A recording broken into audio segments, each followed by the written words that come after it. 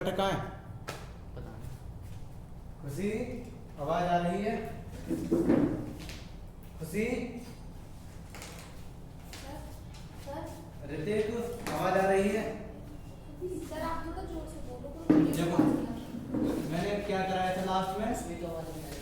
Coefficient of self induction, ये था last topic. अच्छा, इसका दूसरा नाम क्या होता था? सेल्फ इंडक्टेंस, ये होता था कोएफिशिएंट ऑफ सेल्फ इंडक्शन या सेल्फ इंडक्टेंस। क्या था? The magnetic flux, magnetic flux linked with a coil is directly proportional to magnetic flux proportional to the current flowing in it, to the current flowing in it। ऐसे ही होता है। Magnetic flux current पर depend करता है, तो ये magnetic flux है, ये प्रोपोर्शनल टू करंट।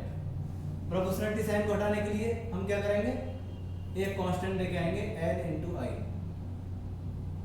ठीक है, तो L क्या है? L is known as constant of proportionality. ठीक है, नोन एज सेल्फ इंडक्टेंस, यही था। L की वैल्यू क्या आएगी? Magnetic flux divide by current.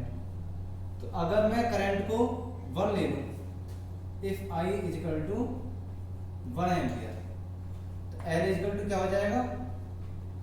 Magnetic flux. ठीक है, तो डिफाइन करना, definition,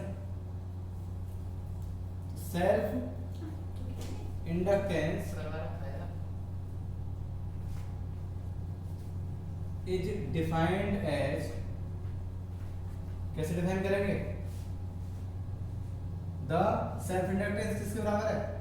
magnetic flux linked with coil when unit current is flowing in it is defined as magnetic flux linked with a coil due to flow of unit current in it। सही है, कोई परेशानी? अच्छा, Faraday का law, तो according to Faraday law, Faraday law क्या कहता है कि जो भी इंड्यूस्ड ईएमएफ होगा उस कॉइल में, इंड्यूस्ड ईएमएफ वो क्या होगा? माइनस मैग्नेटिक फ्लक्स की रेट ऑफ चेंज के ऊपर, minus D phi upon dt, ये होगा इंड्यूस्ड ईएमएफ। फाई एम की वैल्यू आपको पता है, माइनस डी अपॉन dt, और फाई एम की वैल्यू क्या है? L into I. तो क्या हो जाएगा? Minus L D I by dt। ये क्या हो गया? Induced EMF. सही है, ये बात समझ में आ रही है?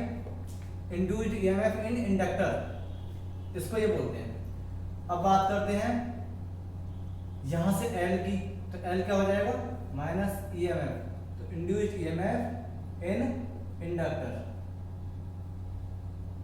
ये क्या हो जाएगा? माइनस, नीचे ले लो, D I by D T. तो अगर मैं minus D I by D T की वैल्यू 1 रख दूं, और इसका नाम क्या है? यूनिट क्या आएगी? एम्पियर पर सेकेंड, करंट अपन टाइम है, तो है क्या ये? Rate of decrease in current. अगर ये 1 हो जाए तो सेल्फ इंडक्टेंस कितना हो जाएगा? ईएमएफ। तो यहां से एक और डेफिनेशन, नहीं, माइनस ही होगा ना। ठीक है, माइनस ही होगा, देख लो। ध्यान से देखो। तो self inductance is defined as the induced EMF. Self inductance किसके बराबर है? Induced EMF.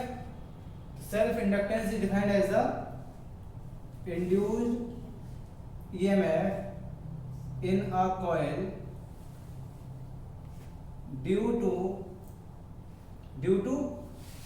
Unit rate of decrease in current. कितनी है value? 1। Due to unit rate of decrease in current in it. कोई परेशानी यहां तक? नहीं। अच्छा, अब इसकी यूनिट की बात करते हैं।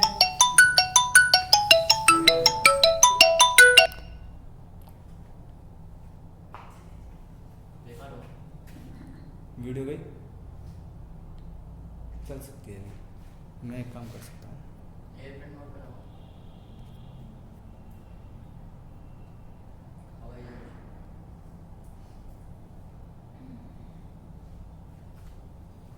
यूनिट क्या है? ऐसा यूनिट ऑफ एल क्या है? अरे लिख रहे थे। वेबर। Weber means W. ठीक है, ऐसा ही है। अच्छा, सिंस एक चीज बताओ, फ्लक्स एल की वैल्यू क्या है? L is equal to magnetic flux per unit current है, और फ्लक्स की यूनिट क्या होती है? अच्छा, गलत है कुछ। ये क्या है? सेल्फ इंडक्टेंस की यूनिट है, तो वो यूनिट क्या होगी? हेनरी। तो मैग्नेटिक फ्लक्स की यूनिट क्या है? वेबर अपॉन करंट, तो वेबर पर यूनिट एम्पियर। अच्छा, और क्या होगा? EMF minus D upon D. EMF की वैल्यू क्या होती है? वोल्ट, और इसकी यूनिट क्या होती है? एम्पियर, और ये सेकंड -1, तो यूनिट क्या होगी? वोल्ट पर एम्पियर सेकंड। तो इसलिए 1 henry is equal to 1 weber per ampere या 1 वोल्ट पर एम्पियर सेकंड। कोई परेशानी नहीं? अब इसकी डायमेंशन बताओ, या फिर एक काम कर सकते हैं, 1 हेनरी को डिफाइन कर लो। 1 हेनरी की डेफिनेशन कैसे बनाओगे? आप इसको 1 ले लो, इसको 1 ले लो। इफ करंट कितना ले लिया आपने? 1 एम्पियर, और मैग्नेटिक फ्लक्स कितना ले लिया? 1 वेबर। तो 1 हेनरी क्या है?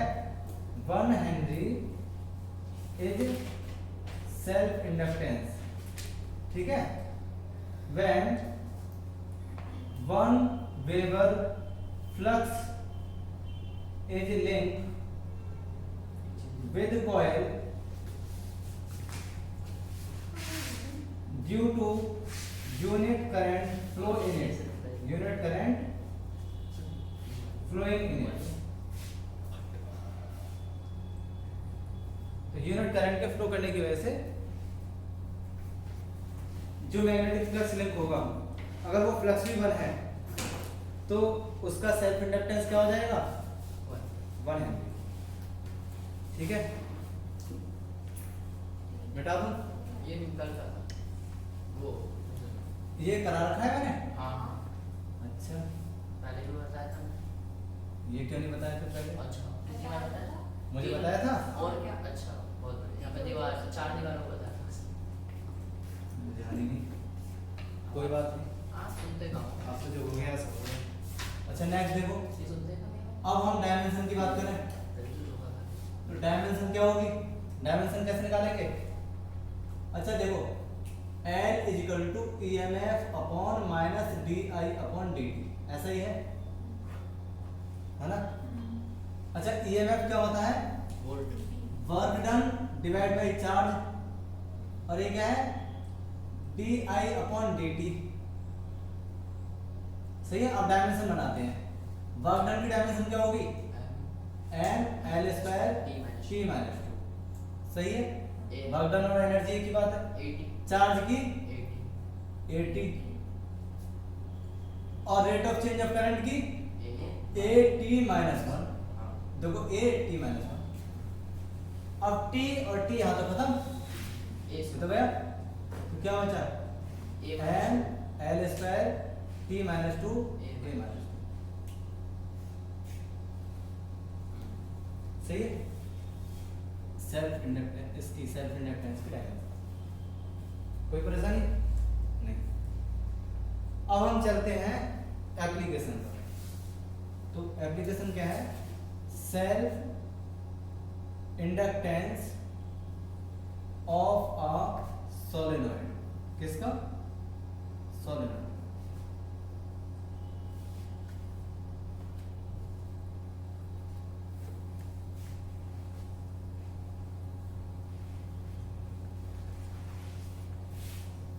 इस चैप्टर के एग्जाम्पल आप ट्राई कर सकते हो, वरना कल से हम ही ट्राई करेंगे। तो एक सोलेनॉइड लिया मैंने, थ्योरी खत्म करवानी लास्ट चल लास्ट उसमें करंट आई फ्लो कर रहा है, ये लेंथ क्या है L, और number of turns per unit length कितने हैं, total number of turns capital N मान लो, ठीक है। तो देखो ध्यान से देखते रहना, कंसीडर अ सोलेनॉइड,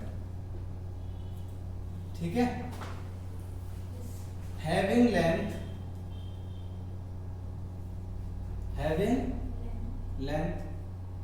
N, और ये जो एक एरिया बन रहा है, तो इसका एरिया कितना होगा A, and area of cross section A। Capital N क्या है, total number of turns, small n क्या होगा, number of turns per unit length, क्योंकि लेंथ है, तो ये क्या होगा capital N upon L, small n equal to capital N upon L, और यहां से कैपिटल N की वैल्यू क्या हो जाएगी, स्मॉल n इंटू L। कोई परेशानी नहीं। देखो मैग्नेटिक फील्ड इनसाइड सोलेनॉइड, कब, when current I flows in it. अगर करंट I फ्लो करे तो मैग्नेटिक फील्ड कितना होगा, म्यू नॉट Ni, सही है। अच्छा ये इसके अंदर मैग्नेटिक फील्ड है, ये वाला ऐसे। आप एक बात बताओ, इसके एक टर्न के साथ फ्लक्स तो लिंक हो गया, फ्लक्स तो होगा, अगर ये कॉइल है मैग्नेटिक फील्ड जा रहा है तो फ्लक्स हो गया, तो मैं क्या लिखूंगा, फ्लक्स लिंक्ड। अब कौन सी बात है, मैग्नेटिक फ्लक्स की ही बात हो रही है, जब मैग्नेटिक फील्ड है तो magnetic flux linked with one coil of solenoid. Solenoid के एक कॉइल के साथ मैग्नेटिक फ्लक्स कितना होगा, तो फाई एंड 1 एक कॉइल के साथ, तो मैग्नेटिक फ्लक्स क्या होगा।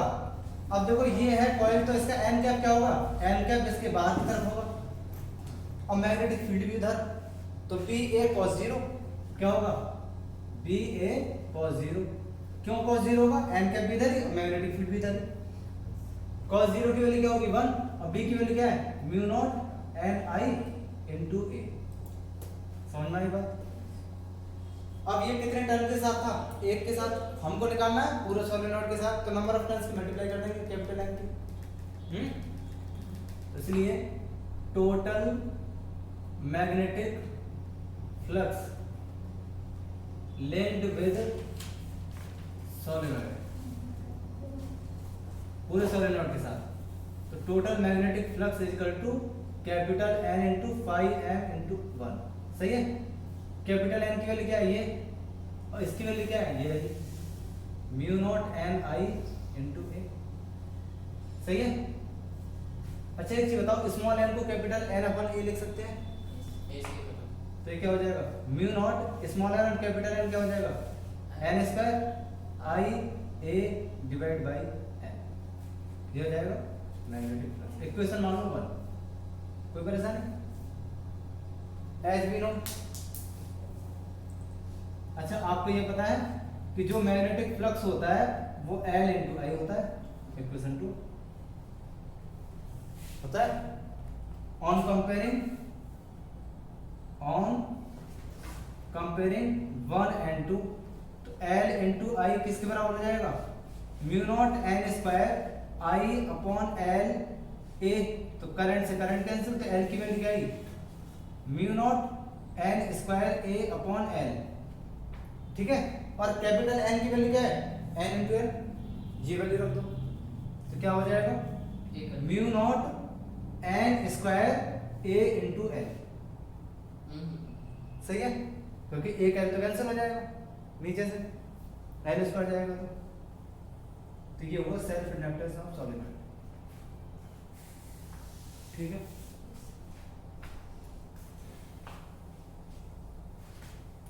सॉलिनॉइड का सेल्फ इंडक्टेंस, कोई प्रॉब्लम किसी को है, नहीं।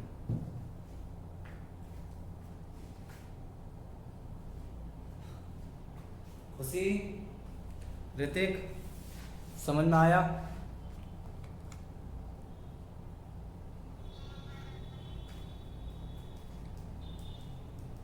चलो ये बेटा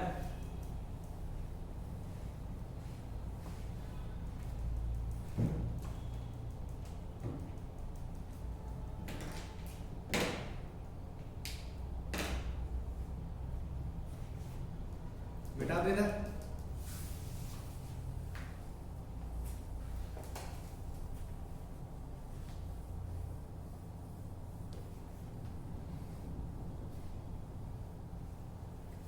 हम चलेंगे grouping of coil, grouping of coils. और कॉइल क्या होती है, एक तरह से इंडक्टर। तो कितनी तरह की ग्रुपिंग है, नॉर्मली दो, फर्स्ट सीरीज ग्रुपिंग, तो मैंने एक इंडक्टर लिया, ये दूसरा इंडक्टर लिया,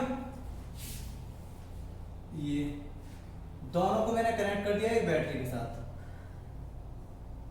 एक की लगा दी, माइनस प्लस ईएमएफ ये, तो करंट जाएगा आई। अब सीरीज में करंट कैसा रहता है, सेम। अच्छा यहां पर इसका सेल्फ इंडक्टेंस मैंने मान लिया L1, इसका सेल्फ इंडक्टेंस कितना मान लिया L2, तो इसके अंदर जो ईएमएफ बनेगा वो क्या होगा, इंड्यूस्ड ईएमएफ E1, और इसके अंदर जो बनेगा वो क्या होगा, E2, ठीक है। Consider two inductor of self inductance कितना, L1 and L2 are connected in series with an external source, कितना EMF सोर्स का, ऑफ EMF, ठीक है। तो इंड्यूस्ड EMF, अच्छा एक चीज बताओ, सीरीज में है दोनों, तो इसलिए current in series remains same, ये इसलिए नहीं है, ये है सिंस करंट सीरीज में सेम रहता है, तो इसलिए induced EMF across inductor first, inductor बोलो या कॉइल बोलो, तो फर्स्ट इंडक्टर के अक्रॉस ईएमएफ कितना बनेगा, E1 कितना बनेगा, minus L1 D I upon D T, सही है, करंट तो सेम रहेगा। तो अब मैं क्या लिखूंगा, इंड्यूस्ड ईएमएफ अक्रॉस इंडक्टर 2, तो E2 कितना होगा माइनस L2 di/dt। सही है। अच्छा एक बात बताओ, पूरे सीरीज कॉम्बिनेशन का भी कुछ ईएमएफ होगा, तो उसको हम क्या मान रहे हैं? E1 plus E2।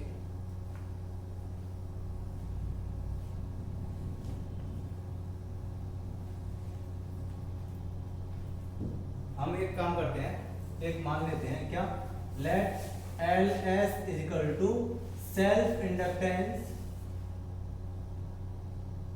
इन सीरीज कॉम्बिनेशन, सीरीज कॉम्बिनेशन में सेल्फ इंडक्टेंस, तो इसलिए net EMF of series combination, series combination का नेट ईएमएफ क्या होगा, बैटरी के बराबर, और वो कितना होगा माइनस L सीरीज di/dt। ठीक है, since both inductor are in किसमें, सीरीज में है, और जब सीरीज में है तो नेट ईएमएफ जो होगा सीरीज वाला, ईएमएफ इन सीरीज, वो किसके बराबर होगा, ईएमएफ पहला और ईएमएफ दूसरा। ठीक है, ये कितना है माइनस LS di/dt, और वो कितना है माइनस L1 di/dt, और वो कितना है माइनस L2 di/dt। अच्छा di/dt देखो दोनों तरफ, तीनों तरफ से कैंसिल, सब कैंसिल, नेगेटिव साइड भी कैंसिल, तो LS की वैल्यू कितनी आएगी, L1 प्लस L2। इतना जो करा है साफ साफ पता चल रही है, पैरेलल में लगाएंगे, सीरीज में लगा रहे साफ साफ पता चल रही डेरिवेशन में है। अगर ये 2-3 नंबर का है फिर ये तो हट गया है ना, क्या है, ये वाला कुछ नहीं है। सिलेबस से, कुछ नहीं है, इस चैप्टर में से कुछ नहीं बता। ठीक है। डायरेक्ट लिख सकते हैं मगर ऐसा हाँ डायरेक्ट लिख लो, मैं तो मना कर रहा हूँ, आता है तो अच्छी बात है, लेकिन डेरिवेशन ही है। सबको पता है सीरीज में रिलेशन If n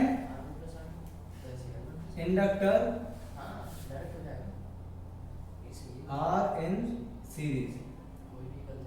अगर n इंडक्टर सीरीज में है तो क्या लिखोगे, LS equal to L1 L2 plus Ln, तो इसको क्या लिखोगे summation I equal to 1 to n Li, और ये हो गया Ls। ठीक है।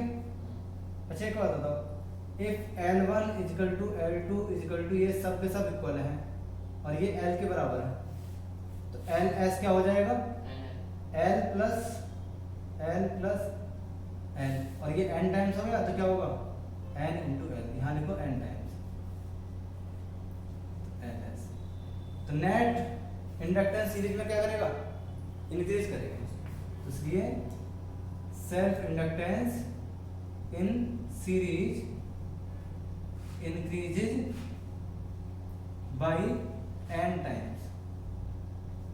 कोई परेशानी?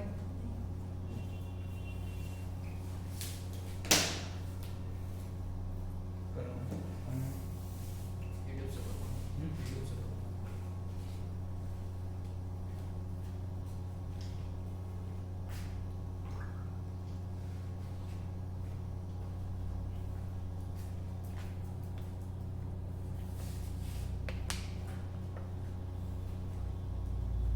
चले आगे, मिटा दो इसे।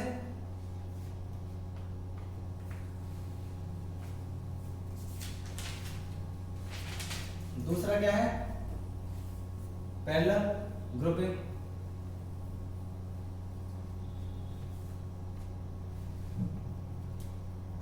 दूसरा है parallel grouping of coils. Coils बोलो इंडक्टर बोलो, एक ही बात है। एक इंडक्टर मैंने लिया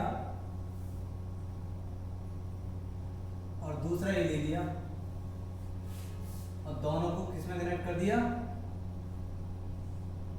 पैरेलल में। की है माइनस प्लस, ठीक है, ईएमएफ यहां पर ये है तो करंट कैसे ही जाएगा, लेकिन आपको पता है पैरेलल में ईएमएफ क्या होता है, सेम होता है, लेकिन करंट क्या हो जाएगा, अलग अलग हो जाएगा। इनका सेल्फ इंडक्टेंस भी अलग अलग होगा, L1 L2।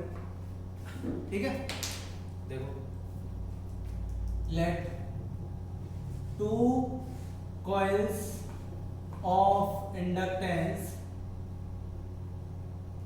कितना L1 and L2 are connected in parallel,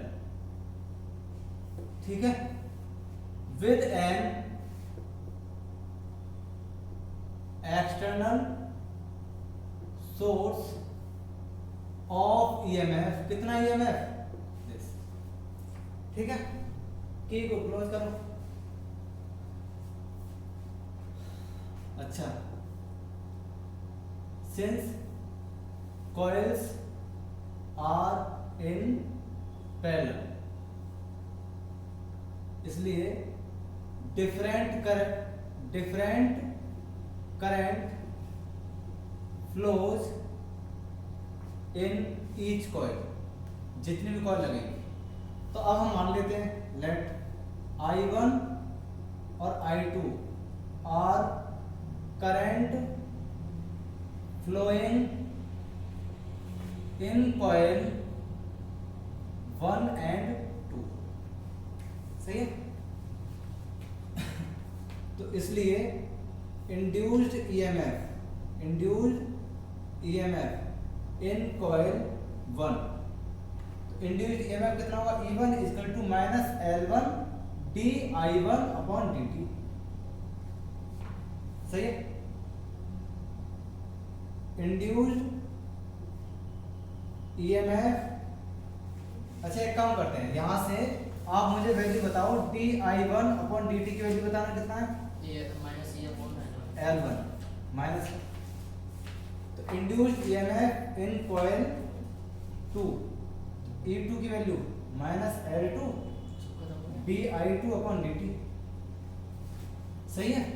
तो यहां से dI2 अपॉन dt की वैल्यू बताओ क्या होगी, minus EMF E2 upon L2, सही है। E1 since EMF in parallel remains, कैसे रहते हैं, सेम रहते हैं। इसका मतलब क्या हुआ कि E1 इक्वल टू E2 कितना होगा, भाई EMF पैरेलल में कैसे रहते हैं, EMF का मतलब क्या होता है, पोटेंशियल डिफरेंस, और पोटेंशियल डिफरेंस पैरेलल में कैसा रहता है, पैरेलल में पोटेंशियल डिफरेंस कैसा रहता है, नहीं बोलोगे, सेम रहता है, एक ही आंसर आता है। और आप दोनों क्या करते हैं, इसलिए dI1 अपॉन dt को हम क्या लिखेंगे, माइनस EMF अपॉन L1, और dI2 अपॉन dt को क्या लिखेंगे, माइनस EMF अपॉन L2। अब पैरेलल का हम एक मान लेते हैं, let LP is effective self inductance in parallel, इसलिए इंड्यूस्ड, सर हाँ यहाँ पे फिर E लिखा जाएगा सिंपल पर, हाँ E1 और E2 सेम है, इंड्यूस्ड EMF इन पैरेलल, तो पैरेलल ग्रुपिंग क्या लिखेंगे, net EMF E equal to minus L parallel DI upon dt, तो यहां से DI अपॉन dt की वैल्यू क्या होगी, माइनस E अपॉन LP, ठीक है। इसलिए net current in circuit, net current क्या I, और वो किसके बराबर है, I1 प्लस I2, डिफरेंशिएट करो with respect to time, differentiate with respect to time, तो क्या करेंगे DI अपॉन dt, और ये क्या हो जाएगा DI1 अपॉन dt, और ये क्या हो जाएगा DI2 अपॉन dt, अब इसकी वैल्यू क्या है, वो रही minus E upon L P minus E upon L one minus E upon L one minus E M F upon L two. माइनस ई कैंसिल दोनों तरफ से, तो क्या बचा एल वन। अगर एन कनेक्ट कर दो तो for N inductor in parallel करते रहो। 1 upon L P equal to 1 upon L one 1 upon L two और 1 अपॉन एल एन।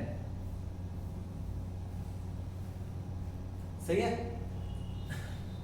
अब अगर हम ऐसा करते हैं if L1 equal to L2 equal to ये सब के सब LN L है इक्वल है, उस वक्त 1 अपॉन LP क्या हो जाएगा 1 अपॉन L 1 अपॉन L और 1 अपॉन L कितने टाइम्स n टाइम्स, तो क्या हो जाएगा n upon L 1 upon LP। तो LP means L upon n, मतलब नेट इफेक्टिव सेल्फ इंडक्टेंस क्या होगा डिक्रीज कर जाएगा। तो इसलिए effective inductance in parallel grouping decreases by n times. सही है। कोई परेशानी महसूस हो रही है? सिंपल। हम इसलिए नहीं बोल रहे हैं, बात चल जाती है। हम पता है वीडियो में मेरी आवाज आती रहती है।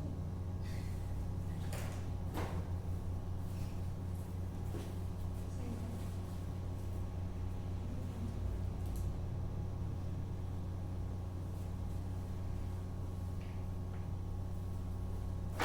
रात में फिजिक्स पढ़ी थी 1 बजे तक।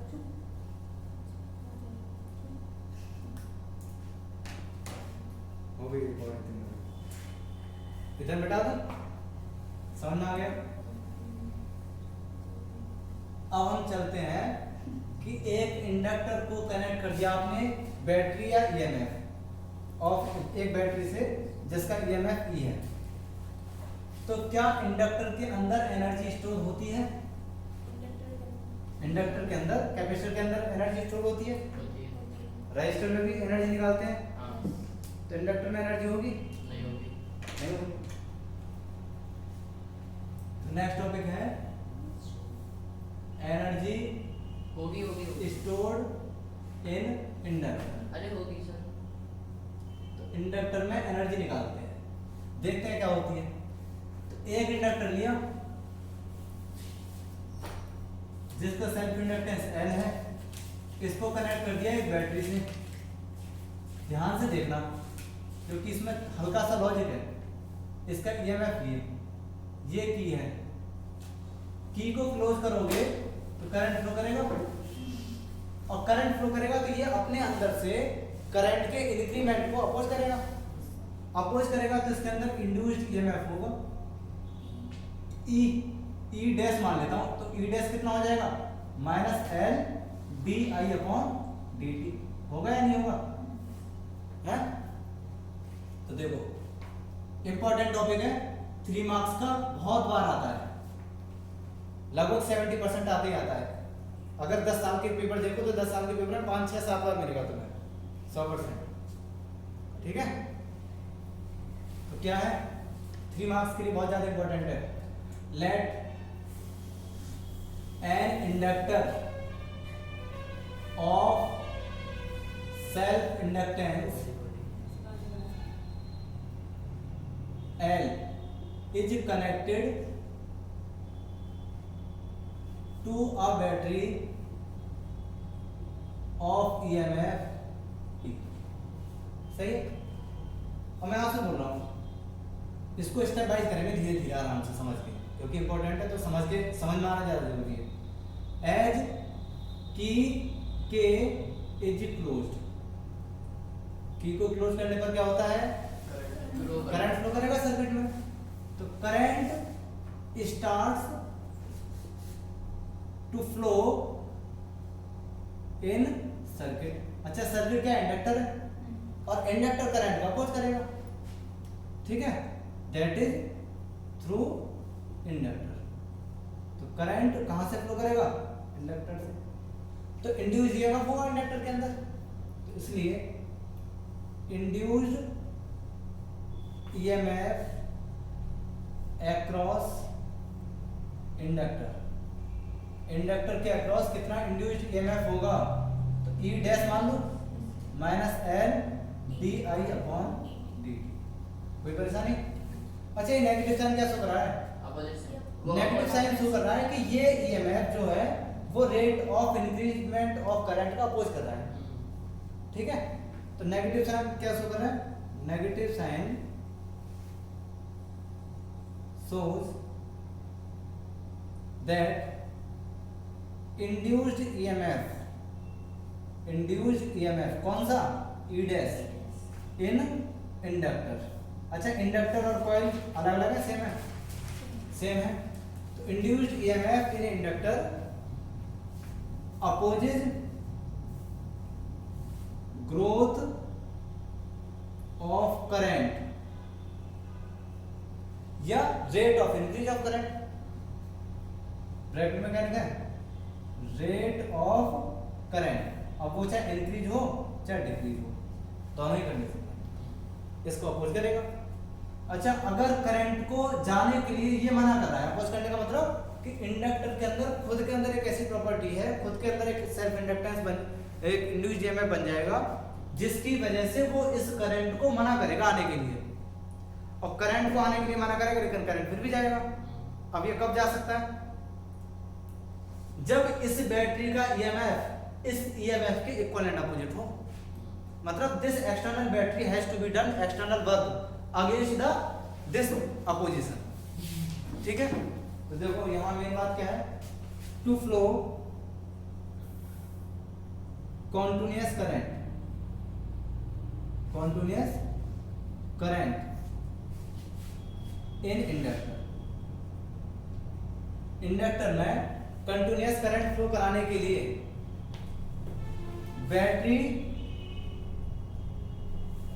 मस्ट डू एक्सटर्नल वर्क, ठीक है। Battery must do external work against induced EMF.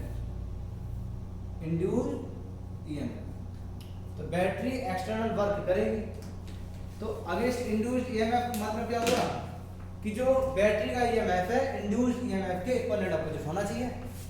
मतलब क्या हुआ? EMF of battery must be equal and opposite to induced EMF every time, हर वक्त ऐसा होना चाहिए।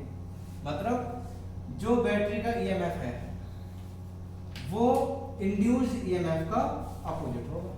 ये बात समझना है, क्योंकि उसके अगेंस्ट काम करेगी बैटरी तब जाकर करंट फ्लो करेगा। तो कंटिन्यूअस करंट फ्लो कराने के लिए इसका ईएमएफ इसके अपोजिट होना चाहिए, तब कंटिन्यूअस करंट फ्लो करेगा।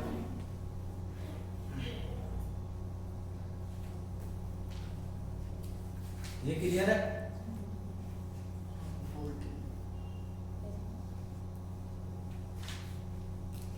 कोई परेशानी नहीं?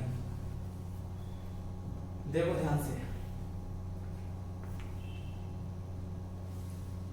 तो ये जो E की वैल्यू है वो क्या है?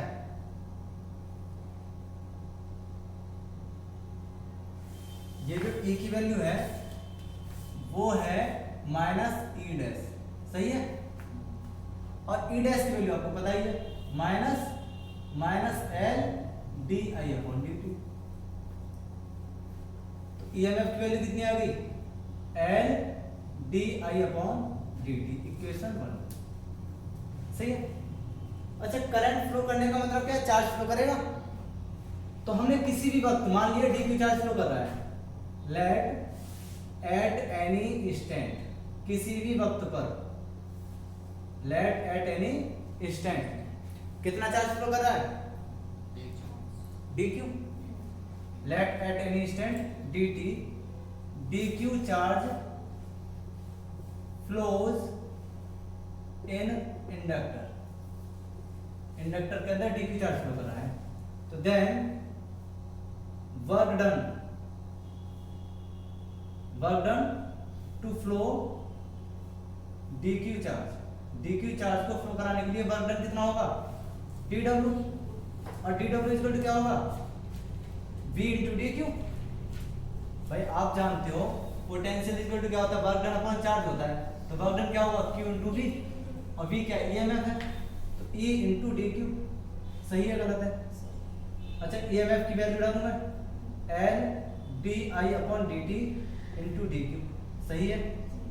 अच्छा l dq अपॉन dt मैं एक जगह लिख देता हूँ, dq अपॉन dt एक जगह और di बाद में, और dq अपॉन dt क्या होता है, करेक्ट, तो क्या हो जाएगा l i di, इंटीग्रेट करो है ना? हमको क्या निकालना है, टोटल वर्क डन, तो इंटीग्रेट तो इसलिए total work done to flow maximum current बंद ना करेगी और maximum current means that is current की वैल्यू कहां से शुरू होगी, 0 to current equal to I। तो टोटल वर्क डन कैसे निकालेंगे, W is equal to integration of dW। अब इंटीग्रेशन का मतलब हुआ L I di, और इंटीग्रेशन कहां से कहां तक होगा, 0 टू I, ये वर्क डन हुआ। अच्छा L कांस्टेंट है, और I di का इंटीग्रेशन क्या हुआ, हैं हाँ। I di का integration I square by 2 I square by 2, सही है? अब I 0, तो इसकी वैल्यू लिखोगे तो क्या हो जाएगा, वर्क डन क्या होगा, I 1/2 half L I square. तो ये I की जगह I नॉट कर लो, मैक्सिमम करंट हो जाएगा, ये क्या हो जाएगा, मैक्सिमम करंट, तो I नॉट लिख देते हैं। अच्छा ये जो मैक्सिमम करंट है ये किस फॉर्म में स्टोर हो जाए, ये वर्क डन है किस फॉर्म में स्टोर होगा, एनर्जी की फॉर्म में। तो this work done is stored in form of energy in magnetic field of inductor, magnetic field of inductor, तो इसको हम क्या बोलते हैं, मैग्नेटिक एनर्जी। तो इसलिए मैग्नेटिक एनर्जी क्या हो जाएगी, U M magnetic, work done के इक्वल होगी, तो वो कितना होगा, half L I not square. समझ में आ गया, नहीं आया? क्योंकि I इक्वल टू 0 है, फिर I equal to I not है, तो I not equal to I हो गया, I not is equal to I आपने लिख रखा है, तो I नॉट भी 0 होना चाहिए। मेरे भाई आपने करंट की लिमिट है, करंट 0 से लेके चल ये current tends to 0 to current tends to maximum, आप इक्वल नहीं लगाना, इक्वल में तो फिर सब करंट 0 से लेके करंट कहां जा रहा है, मैक्सिमम वैल्यू तक जा रहा है। तो बस इंटीग्रेशन यहां किया, ये समझ में आ गया, खुशी ऋतिक समझ में आ गया।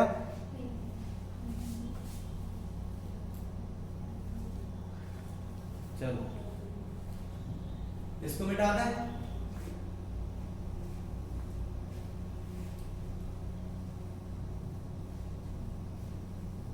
अब क्या करते हैं,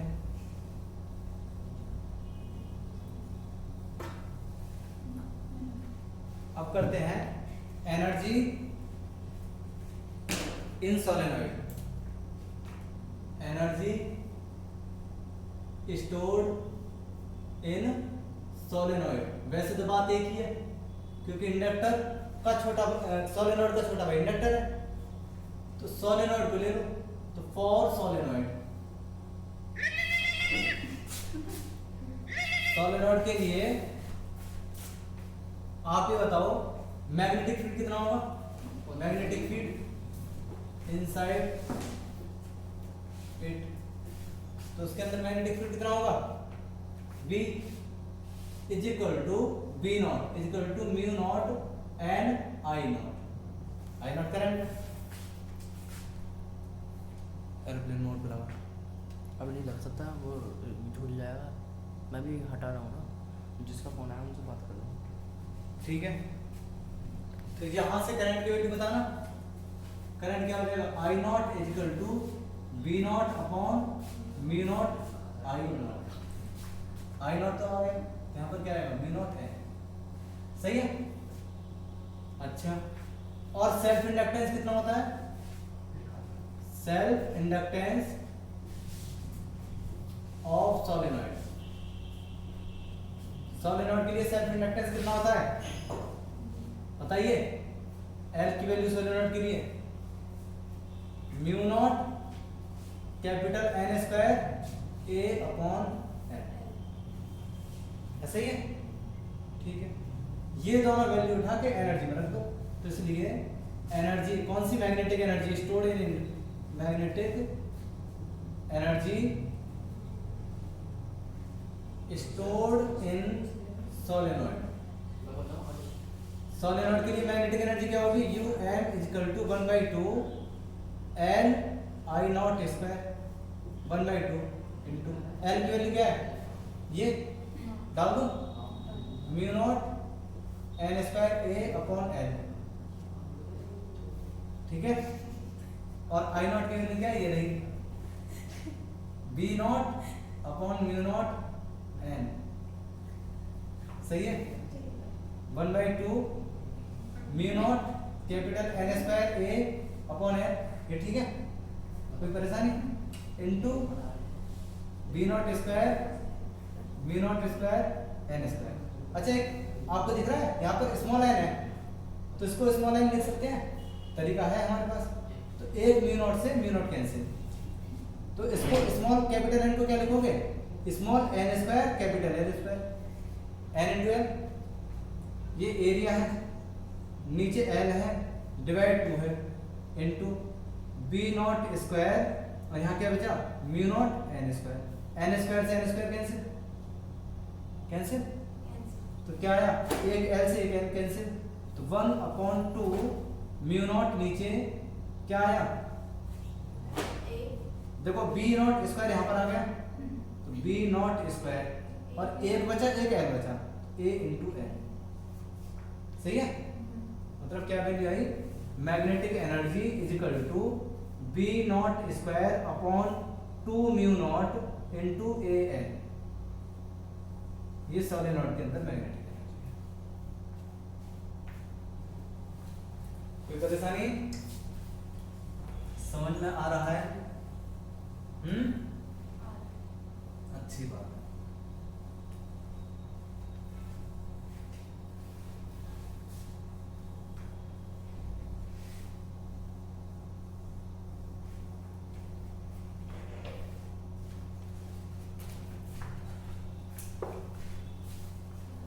अब हम निकालते हैं मैग्नेटिक एनर्जी डेंसिटी। कैसे डिफाइन करेंगे मैग्नेटिक एनर्जी डेंसिटी?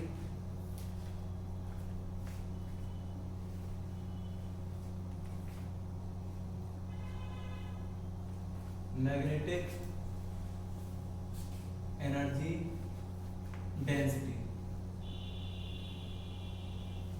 अच्छा, सोलेनॉइड है तो लेंथ होती है एल, क्या मान लिया हमने, length of solenoid, length of solenoid.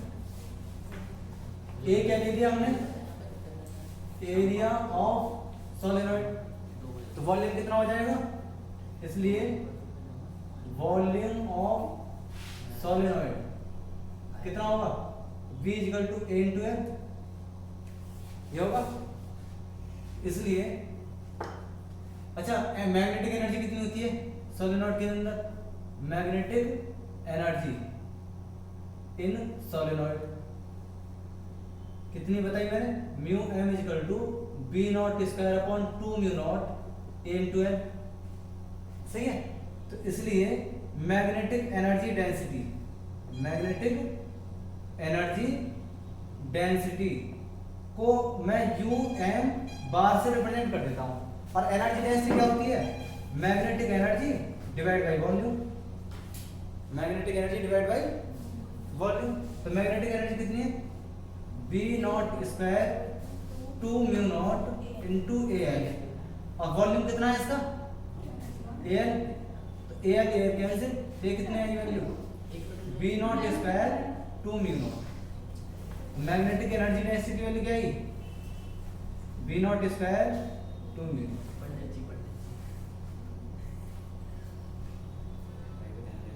ये तो मुझे समझ में आ गया सर, पूछो कुछ कहीं से भी पूछो। ठीक है, ये मैग्नेटिक एनर्जी डेंसिटी हुई। कोई प्रॉब्लम? तो इसकी डेफिनेशन क्या लिखोगे, द मैग्नेटिक एनर्जी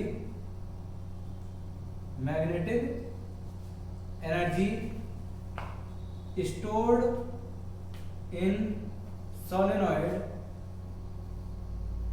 पर unit volume is called magnetic energy density. Energy density तो इसकी यूनिट क्या होगी, joule, energy upon volume, metre minus 3। सही है, सही बात है। कोई परेशानी? 10 मिनट बाद छोड़ दो। अच्छा मैं आपसे एक बात पूछ रहा हूँ, इलेक्ट्रिकल एनर्जी क्या होती है, since electrical energy density, electrical energy density E या यू ई क्या होती है?